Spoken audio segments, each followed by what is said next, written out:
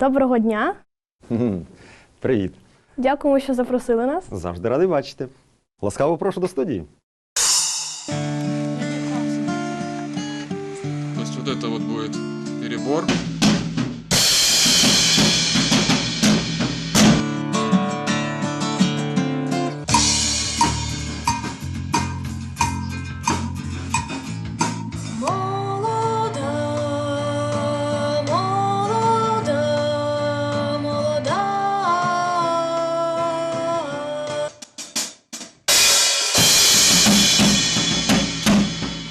Як і багато наших глядачів, я мрію записати власний альбом. З чого мені почати? А почати треба з самого простого. Треба мати пісню.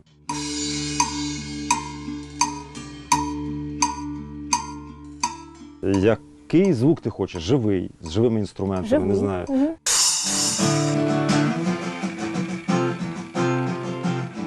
Для початку нам потрібно записати мінусовку.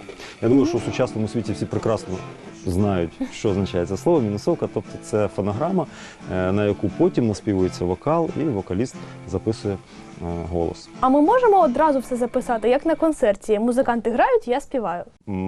Зіграні групи, які постійно репетирують, які один одного чують, вони відчувають вже на рівні енергетичному один одного, вони знають, що від кого чекати. Вони записуються, як правило, от як ти кажеш, як з концерта. Тобто в студії збираються всі разом і грають. Ну там є ризик запису багатьох дублів. Чому? Тому що якщо хтось один сфальшивив, все починається спочатку. Це вищий пілотаж. Так записується джаз, так записуються складні інструментальні речі, де йде імпровізація. Але у нас, оскільки у нас і стиль, і пісня, тому, я думаю, будемо робити так, що зводити готові треки.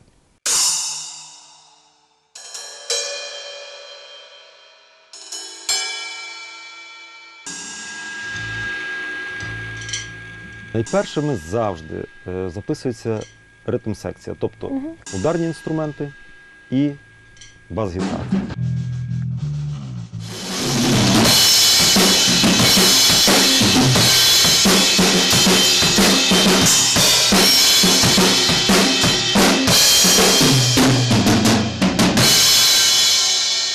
Після того, як записана ритм-секція, записуються всі інші інструменти, вже в тій послідовності, в якій вам це необхідно.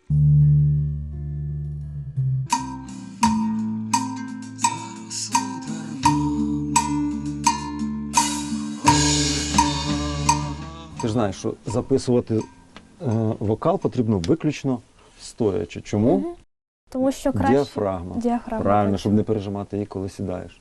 А чи можна записати голос вдома? Якщо є велике бажання, можна і вдома записати. Є випадки, коли мої знайомі навіть, щоб заглушити звук, акустику і сховатися від інтершумів, закривалися в шафі і там наспівували вокал. Але, щоб до такого екстриму не доходити, є такі портативні блоки, які ставляться на стійку від мікрофона. Перед мікрофоном вони йдуть отак півколом. І це півколо зроблене з цих звукоізоляційних плит, які, ну, плюс-мінус непогано записують голос, вокал. В побутових умовах для того, щоб написати якусь демо-версію пісні, цього цілком достатньо. Так, ну що, готова? Я теж готовий. Поїхали.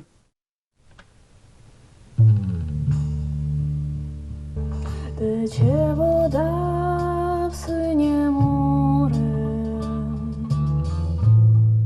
Текст і тема, вона досить емоційна. Вухами я повинен чути емоції, я повинен бачити твої сльози, я повинен бачити твою радість, посмішку вухами.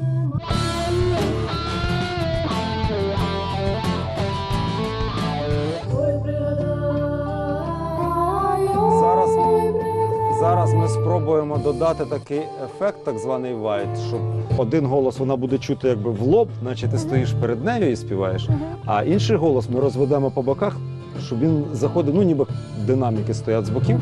Ось. Сидить козак на тім боці, грає синє море. Ну, насправді це ще дуже сирий матеріал, над ним ще багато-багато треба працювати, але зараз для того, щоб просто ознайомитись і зрозуміти, як це працює, як це записується, як це зводиться, в принципі, в тебе вже знання такі є, і досвід теж. Дуже дякую, це було дуже цікаво, ви мені дуже допомогли. Тепер я краще розуміюся на цьому. Трек твій зведений, записаний на флешці. Будь ласка, користуйся наступного Дякую. разу. Бажаю тебе побачити вже не тільки в ролі телеведучої, але й в ролі співачки на великій сцені. Дякую. Успіху!